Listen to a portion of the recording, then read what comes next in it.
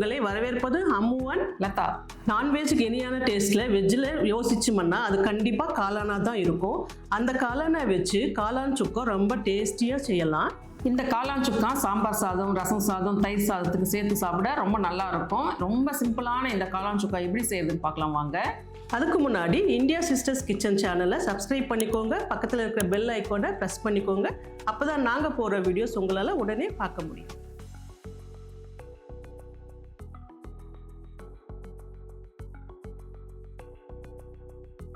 முதல்ல அடுப்பு ஆன் பண்ணி ஒரு பேன் வச்சுருக்கேன். இதில் காளான் சுக்காவுக்கு தேவையான மசாலா பொருட்களை வறுத்துக்கலாம். அதுக்கு முதல்ல 1.5 டீஸ்பூன் மிளகு சேர்த்துக்கலாம், 1 டீஸ்பூன் சோம்பு, 1 டீஸ்பூன் சீரகம். இதை மிதமான தீயில் வச்சு வறுத்துக்கலாம். இப்போது மசாலா பொருட்கள் வாசனை வந்தாச்சு. இது ஒரு பிளேட்டில் மாற்றிக்கலாம். இதை ஆற வச்சு மிக்சிக்கு போட்டு பொடி பண்ணி வந்துடலாம். இப்போது மசாலா பொடி ரெடி பண்ணியாச்சு. அடுத்து ஒரு பேனை வச்சுருக்கேன். அதில் 3 டேபிள் ஸ்பூன் எண்ணெய் சேர்த்துக்கலாம். சூடாகட்டும். அதில் 2 பட்டை, 2 கிராம்பு, 1 ஏலக்காய், ஒரு சின்ன கல்பாசி இதை சேர்த்துக்கலாம். இது பொரியட்டும். நான் இன்றைக்கி 400 கிராம் மஷ்ரூம் எடுத்திருக்கேன், காளான் எடுத்திருக்கேன். அதுக்கு ஒரு பெரிய வெங்காயத்தை பொடியாக கட் பண்ணி வச்சுருக்கேன். நீங்கள் சின்ன வெங்காயமாக இருந்தால் 2 மீடியம் சைஸ் வெங்காயம் எடுத்துக்கோங்க. இதையும் இதில் சேர்த்து நல்லா வதக்கிக்கலாம். இந்த வெங்காயம் நல்லா ப்ரௌன் கலர் வர வரைக்கும் நல்லா வதக்கணுங்க.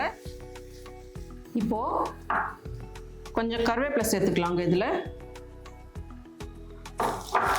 அதை கொஞ்சம் வதக்கி விட்டுட்டு இங்கே 2 டீஸ்பூன் இஞ்சி பூண்டு பேஸ்ட் எடுத்திருக்கேன். அதையும் இதில் சேர்த்துக்கலாம்.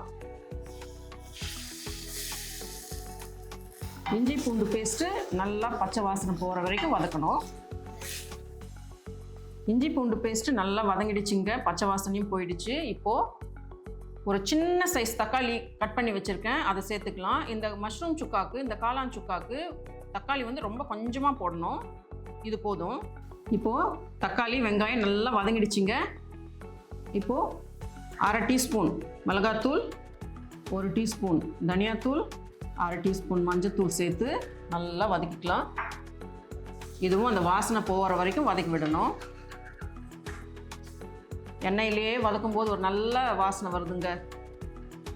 இங்கே 400 கிராம் காளான் எடுத்து வச்சுருக்குங்க. இதை கட் பண்ணிக்கலாம். இப்போ மசாலா வதங்கிடுச்சுங்க. இங்கே 400 கிராம் காளான் இருக்குது, அதை இதில் சேர்த்துக்கலாம். இதையும் நல்லா வதக்கி விட்டுக்கலாம். காளானில் தண்ணி விடுங்க. இப்போ தண்ணி சேர்க்க வேண்டிய அவசியம் இல்லை. இப்போது 1 டீஸ்பூன் உப்பு சேர்த்து நல்லா வதக்கி விட்டுக்கலாங்க. உப்பு போட்டு காளானை நல்லா வதக்கி விட்டுருக்கோங்க. ஒரு 2 நிமிஷம் நல்லா வதக்கும் போது எண்ணெய் பிரிஞ்சு வரும்.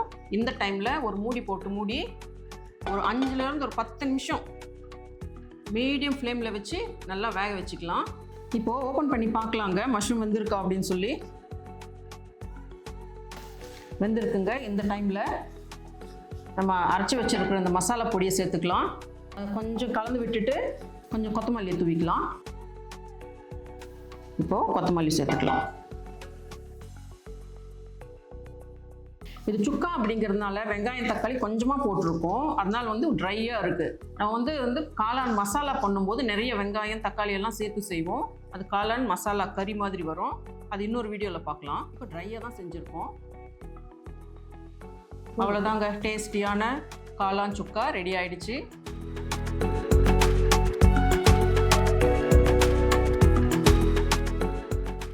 அருமையான காளான் சுக்கா ரெடி ஆயிடுச்சுங்க. இதே மாதிரி உங்கள் வீட்டில் செஞ்சு பார்த்துட்டு கமெண்ட்ஸில் வந்து எப்படி இருந்ததுன்னு சொல்லுங்கள். பிடிச்சிருந்தால் லைக் பண்ணுங்கள், ஷேர் பண்ணுங்கள், கமெண்ட் பண்ணுங்கள். இதே மாதிரி இன்னொரு ரெசிபியோட அடுத்த வீடியோவில் பார்க்கலாம். அது வரைக்கும் நன்றி, வணக்கம்.